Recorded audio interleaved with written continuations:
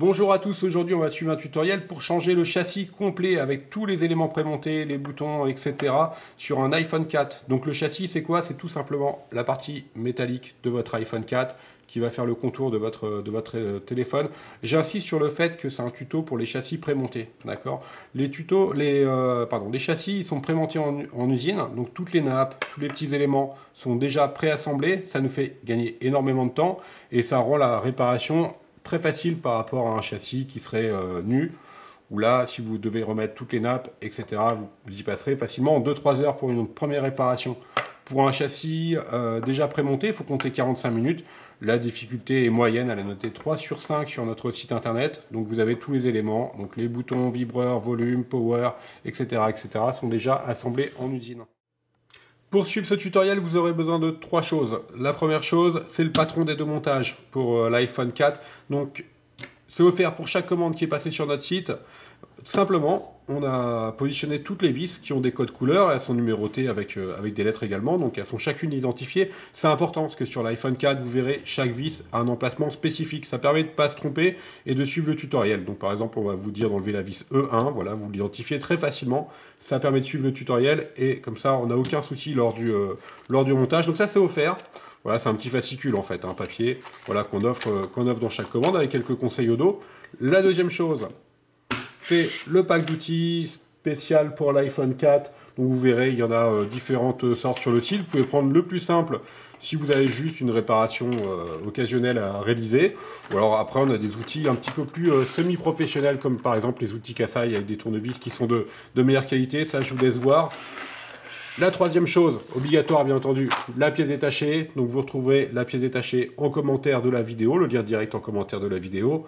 Et enfin, la dernière chose, ça c'est facultatif, c'est un patron magnétique qu'on a fait développer, c'est un patron d'aide au montage. Ça coûte pas très cher, ça coûte moins de 5 €, ça a l'avantage. Donc c'est comme le patron papier, sauf que vous positionnez directement vos vis sur le patron magnétique et vos vis ne se perdent pas. Donc là par exemple, on en positionne une, on repositionne sur le patron magnétique tout simplement. Et après, on vient récupérer la vis avec notre tournevis. Voilà. Donc vous retrouverez tous les liens vers nos produits directement en commentaire de la vidéo. D'accord. Vous bénéficiez également, et ça c'est important, de 10% de remise avec le code YouTube que vous en rentrez lorsque vous allez valider votre commande sur notre site internet. Voilà, je vous laisse suivre le tuto maintenant.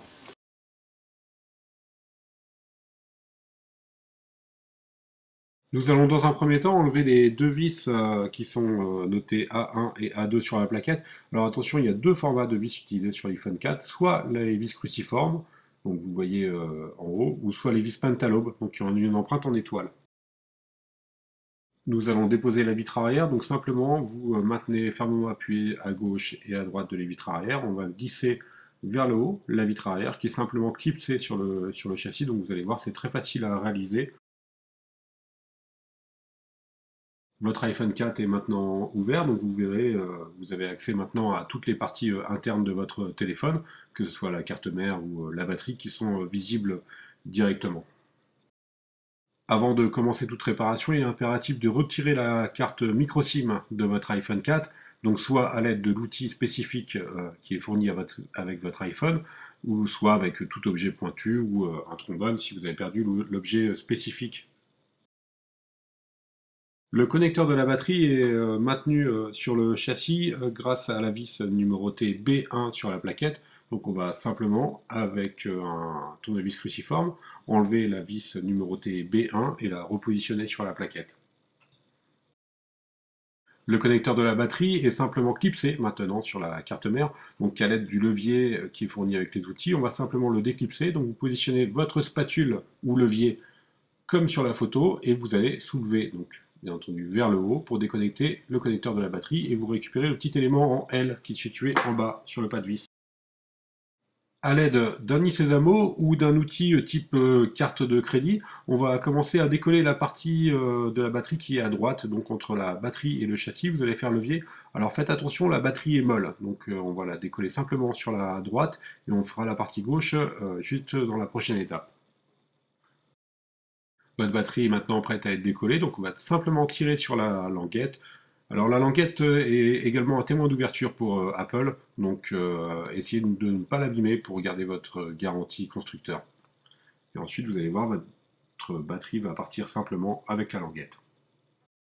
Nous allons maintenant déposer les vis numérotées D1 et D2 sur la plaquette et récupérer l'élément métallique qui était entre les deux vis qui protège en fait la nappe, qui est juste derrière.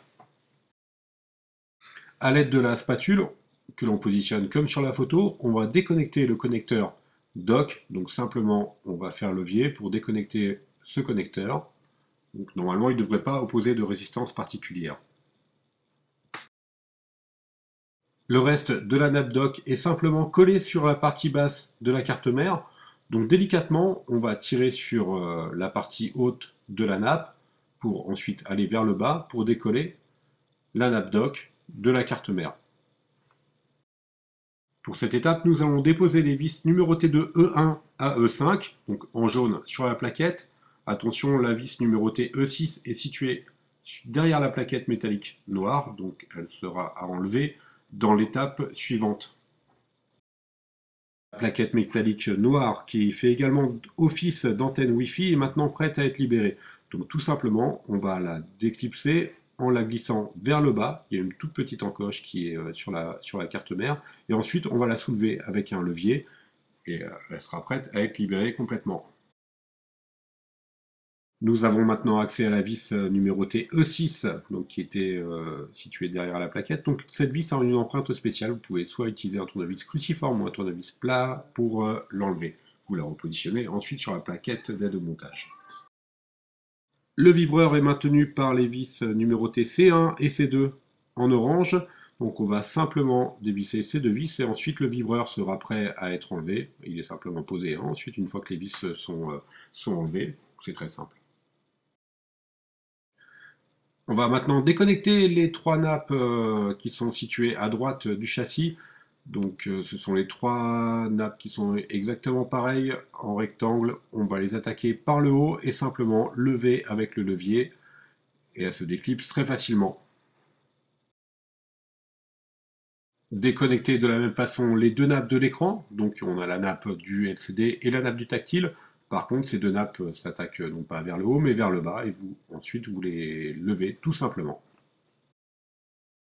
Vous pouvez maintenant déconnecter votre caméra arrière. Donc la caméra est simplement clipsée sur la carte mère. Donc il suffit juste de la clipser et de la reclipser si vous voulez la changer. On va déconnecter le connecteur coaxial, qui en fait c'est le connecteur qui permet de réceptionner la 3G ou le GSM simplement avec la spatule. Alors attaquez ce connecteur coaxial comme sur la vidéo, positionnez la spatule exactement comme sur la vidéo et vous le relevez tout simplement. Donc on a fait un zoom pour que vous puissiez bien voir, l'élément étant très petit. Nous allons maintenant déposer le bloc haut-parleur sur lequel est également collée l'antenne GSM 3G. Donc simplement, on va dévisser les vis numérotées F1 et F2 en rose sur la plaquette. Et on va repositionner ces vis sur la plaquette d'aide au montage. Le bloc haut-parleur est prêt à être déposé.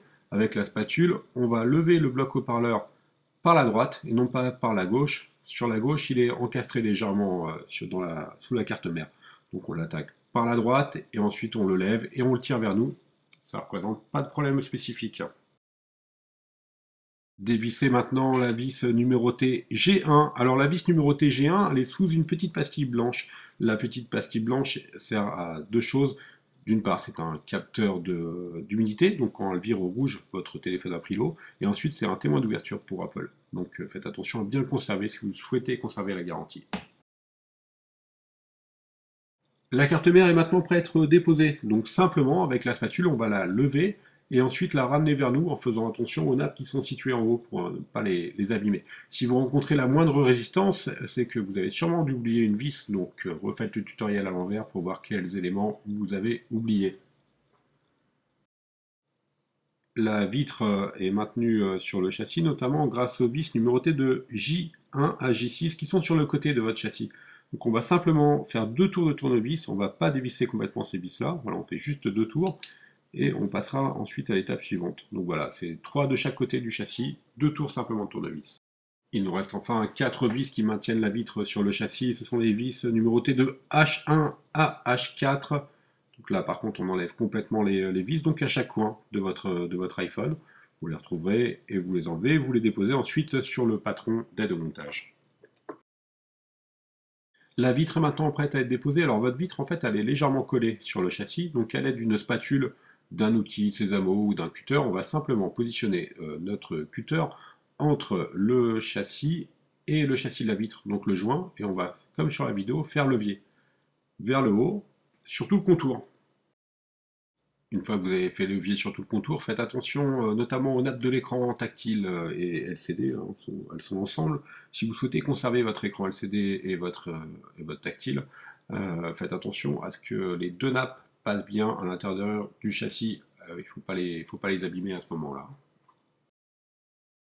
Votre châssis d'origine est maintenant libéré, vous n'avez aucun élément récupéré sur celui-ci. Vous pouvez cependant enlever la grille écouteur présente sur votre vitre, car celle-ci est déjà prémontée sur votre nouveau châssis.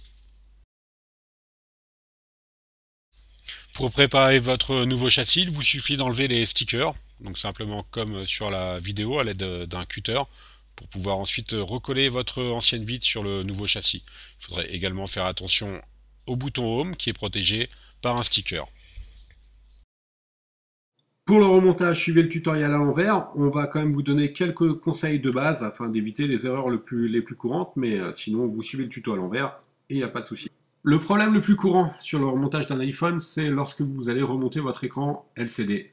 Les deux nappes, vous devez les passer dans le châssis et souvent il y a une nappe qui est plus souple. C'est en général la nappe du tactile, et donc elle a du mal à rentrer dans le châssis et vous allez faire un coude. Alors, pour vous assurer de ne pas avoir fait de coude, c'est très simple. Vous suivez la photo de droite, là où il y a un petit hoquet en vert. Les deux nappes doivent être presque exactement à la même hauteur. Si vous en avez une qui est plus basse que l'autre, c'est que vous avez eu un problème au niveau du remontage quand vous avez passé vos nappes dans le châssis. Donc vous redémontez et vous revérifiez bien ce point-là. Les deux nappes doivent être à la même longueur.